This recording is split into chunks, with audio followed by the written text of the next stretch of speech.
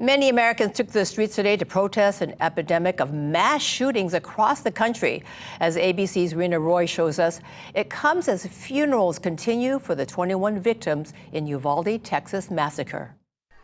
Calls for gun control are growing louder across the country following 233 mass shootings this year so far. Keep our school safe! Students staging a walkout in Maryland. It's going to be a continued occurrence unless we make an effort to change that.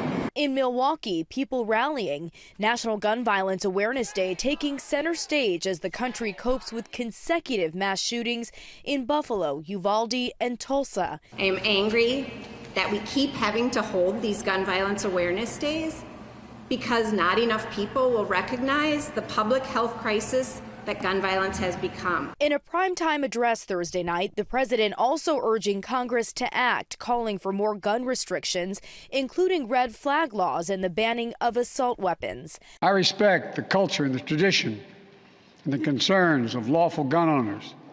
At the same time, the Second Amendment, like all other rights, is not absolute. Bipartisan talks continue on Capitol Hill on new gun proposals, though many Republicans oppose restricting access to guns. I think red flag laws leaves an interpretation to a court that may not be friendly to the Second Amendment. Meanwhile, some states are tackling guns on their own, like New York, where the governor is set to sign a sweeping package of new laws which will criminalize the threat of attacks, require licenses to purchase assault rifles, and raise the minimum age to 21 to buy one. What we want to do is disrupt a culture that has created a horrific and scary present and future.